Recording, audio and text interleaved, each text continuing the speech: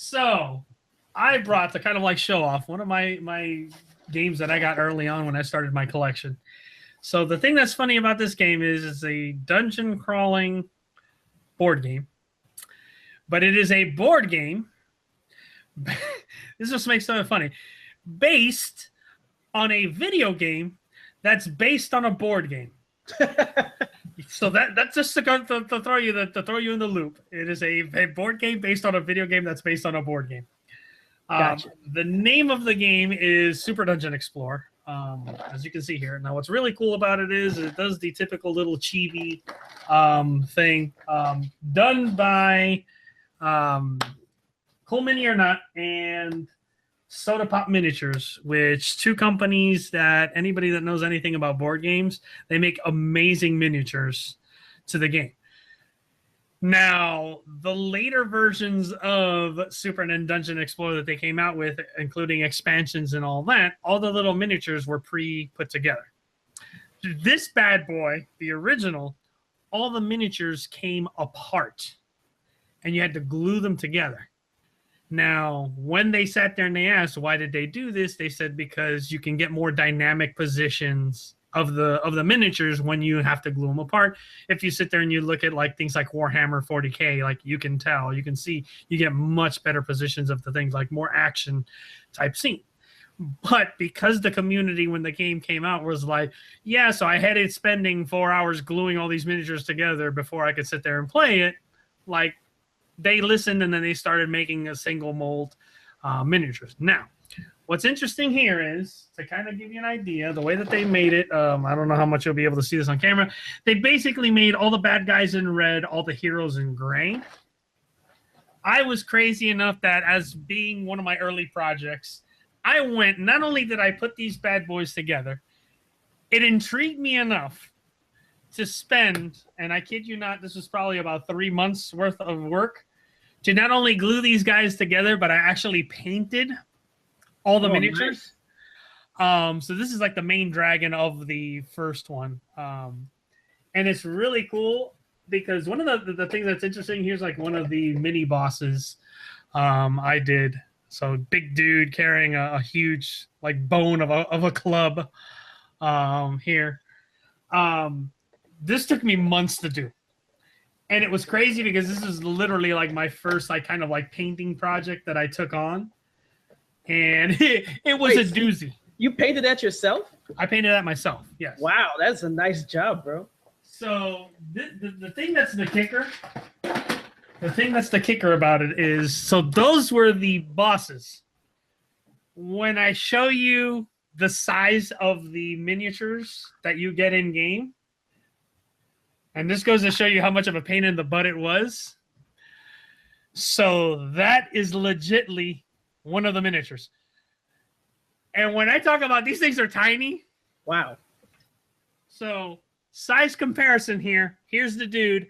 There's a quarter. So that goes to show you how tiny these little miniatures were. I was crazy enough that I sat there and painted all these things.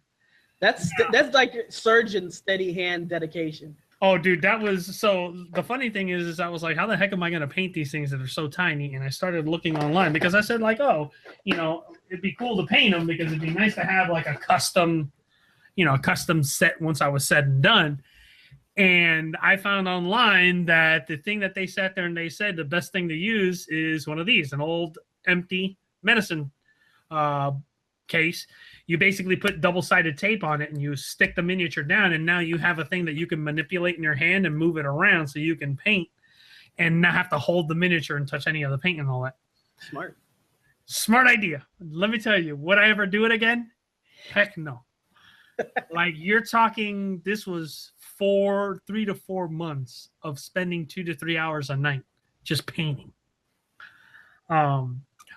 But that aside, the game itself is really, really fun in how they did it, because you set up the map based on how many players. So it is an all versus one. One person plays the console, which is the bad guy, which is interesting that they named the bad guy the console. And it has a couple of double-sided boards, and you choose what sides of the boards you want to use. And then the way that it works is, depending on how many players, how many heroes are playing, is how many tiles get laid out. And the way that it works is the console puts the first one, players put the second one, console puts the next one, player. So they keep going back and forth until the amount of tiles is out for the amount of heroes.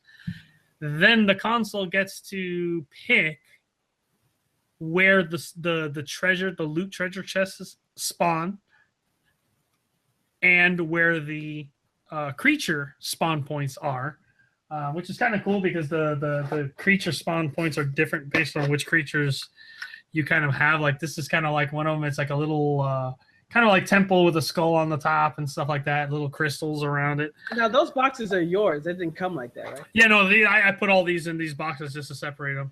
So like you get these like little like treasure chests with that you could put in and things like that. And what's like plastic? It's plastic. Yeah, they're all plastic.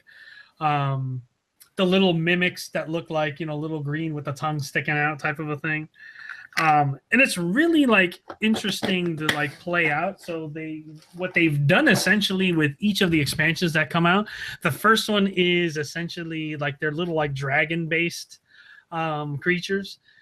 And then each expansion that's come out, they've come with like more rock based, like elemental type ones. They have rock based one, they have an undead one. And what's really funny about the game is as they've done the Kickstarters for the games and all that, they've added extra heroes. They've made heroes based on like actual heroes from like video games and stuff like that.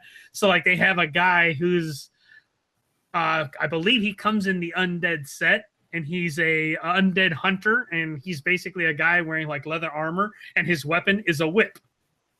So obvious like homage to Simon Belmont, stuff like that. And it's really, really neat how like they've done that with the characters.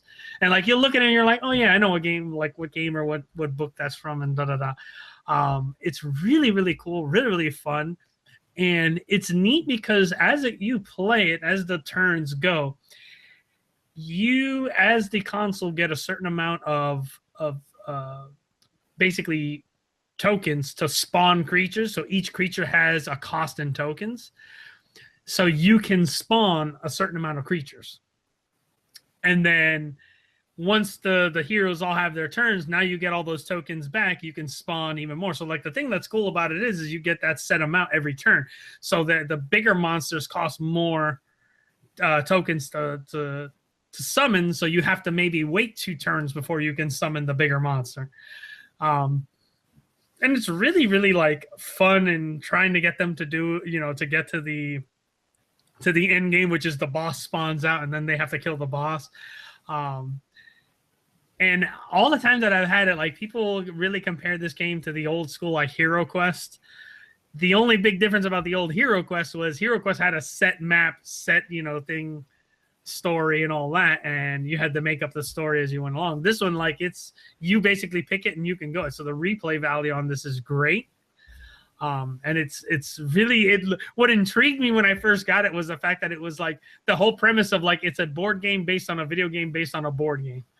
And I was like, okay, that sounds weird but funny at the same time. Yeah. And what's neat is like when you look at the little player cards that show how many action points and stuff I have, the little movement points is like a little D-pad, and the action, how many actions you can do, is like a little arcade button. Let me see if I could. Yeah, you can barely see it, but you can see kind of like there's the little D-pad on the top, and then like the little action buttons just to the right of it. It's kind of cool. And then like your little heart is like a little heart, and then you can carry around a certain amount of potions and stuff like that. But it's really, really well done. Like I think like the inspiration that they had for this initially, he was like, oh, he wanted to do something that was kind of like Gauntlet, but on a board game. So like it's kind of neat because you'll see a lot of the initial characters is like you have a warrior, and you have a dwarven fighter, and you have a wizard, and you have an archer. So really, really neat game. Like I've enjoyed the heck out of that game. It's a really like good old time with friends. If you really want to have fun, like get together, have a few drinks, and then play this, and it really gets crazy because you lose control. Like It's like killing monsters, getting loot. Ooh, what did I get for loot? And it's such a fun game.